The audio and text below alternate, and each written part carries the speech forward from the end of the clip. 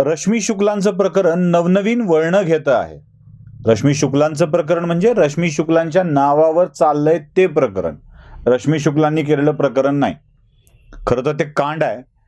ते कांड कुणाचं होणार आहे ते आता लवकरच सिद्ध होईल.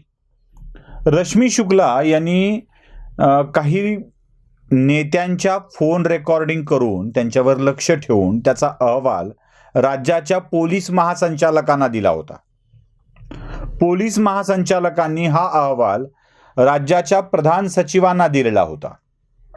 त्यांनी हा अहवाल मुख्यमंत्र्यांना दिलेला होता. अर्थात हा अहवाल जमा करण्यासाठी किंवा तपासणी करण्यासाठी अंडर ऑब्झर्वेशन ठेवण्यासाठी रश्मी शुक्लांना ऑफिशियल परवानगी देण्यात आलेली होती असा दावा रश्मी शुक्लांचा आहे. आता या कांडामध्ये काही धक्कादायक गोष्टी समोर आल्या. अनिल देशमुख आणि त्यांच्या जवळची मंडळी यांनी अनेक पोलीस अधिकाऱ्यांशी संबंध साधून बदल्यांच्या बाबत व्यवहार केल्याची चर्चा सुरू होती. या अहवालाच्या मधला काही भाग फुटला आणि काही भाग हा अजून गोपनीय आहे. या गोपनीय राहिलेल्या भागामध्ये बऱ्याच धक्कादायक गोष्टी आहेत असं म्हणतात.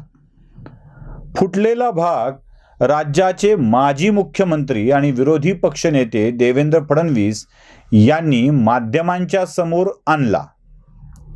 आता देवेंद्र फडणवीसांच्याकडं हा अहवाल कसा असा प्रश्न सत्ताधारी गटातून विचारला जाऊ लागला. फडणवीसांनी हा अहवाल सरकारी कार्यालयातून ढापला. त्यांना कोणीतरी सरकारी कार्यालयातून मदत केलेली होती.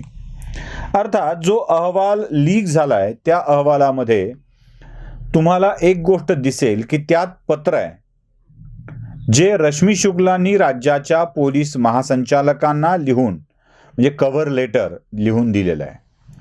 त्या कव्हर लेटरवर परत कव्हर लेटर लावून तो अहवाल राज्याच्या पोलीस महासंचालकांनी सचिवालयात पाठवलेला आहे. याचा अर्थ आहे की सचिवालयातून हा अहवाल फुटलेला आहे किंवा अजून कुठून.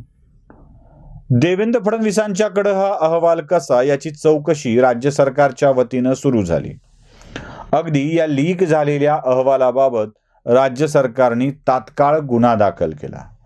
खरं तर या प्रकरणात ज्यांनी पैशाचा व्यवहार केला आहे त्यांच्यावरती गुन्हा दाखल होऊन त्यांना बिहाइंड द बार टाकायला हवं होतं. पण गुन्हेगारांना आरोपींना बात टाकण्याच्या ऐवजी ज्यांनी चौकशी केली त्यांच्यावरच शंका व्यक्त केली जाऊ लागली. म्हणजे हे केलंच इलिगल, चुकीचं केलं. मी पुन्हा पुन्हा सांगतोय, लीगल की इलिगल याबाबत त्या अधिकाऱ्याला वेगळ्या पद्धतीनं चौकशी करता येऊ शकेल, पण त्यातून जे सत्य बाहेर आलं आहे त्याला नाकारता येत नाही. बाहेर आलेलं सत्य हेच सांगताय की अनेकांनी पोलिसांच्या अधिकाऱ्यांच्या बदल्या पदस्थापनांच्या विषयामध्ये मोठ्या प्रमाणावर आर्थिक बोलणी केलेली आहे.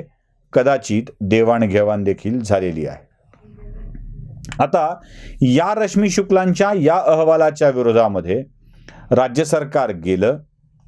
रश्मी शुक्लांना याची जाणीव होती की राज्य सरकार त्यांच्यावरती देखील तुटून पडणार आहे. तेव्हा रश्मी शुक्लांनी याबाबत न्यायालयात अर्ज केला. राज्य सरकारने रश्मी शुक्ला आरोपीच नाहीत तर त्यांना वगळायचं ती मागणी कशी करतायत असं सांगितलं. रश्मी शुक्लांना आरोपी करणार की नाही असं न्यायालयाने विचारलं.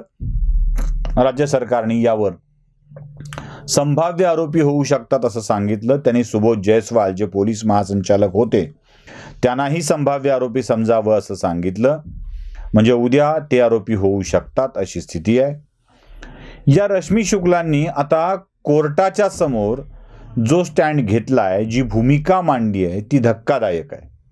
आणि ती भूमिका अशी आहे की हा अहवाल राज्यातल्या 2 मंत्र्यांनीच फोडला आहे.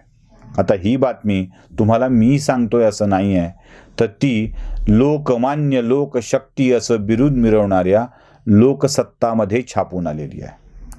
लोकसत्ता आपल्या बातमीत असं म्हणतोय की रश्मी शुक्ला यांचा दावा आहे की हा अहवाल नवाब मलिक आणि जितेंद्र आव्हाड या दोघांनी मिळून फोडलेला आहे. देवेंद्र फडणवीस यांनी नाही.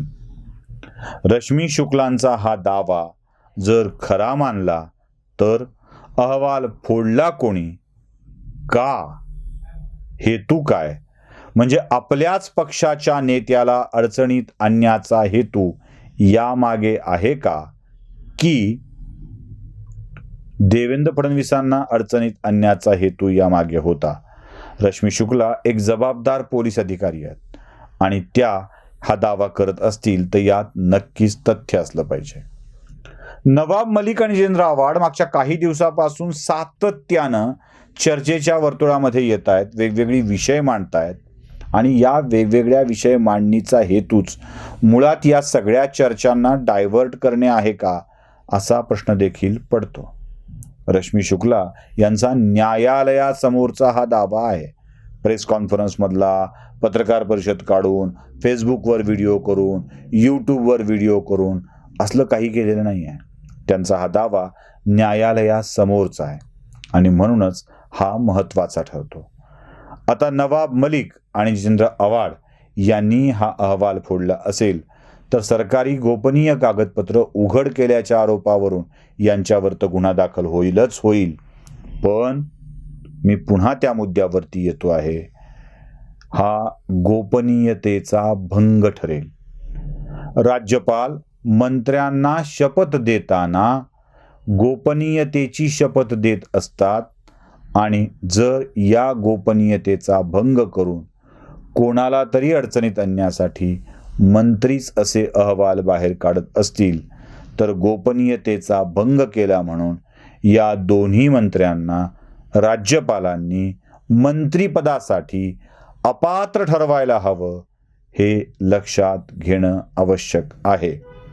रश्मी शुक्ला यांचा हा कोर्टात मांडलेला दावा या दोन मंत्र्यांच्या अस्तित्वावरच प्रश्नचिन्ह निर्माण करणारा आहे. व्हिडिओ आवडला असेल तर लाईक, शेअर आणि सबस्क्राईब नक्की करा. धन्यवाद.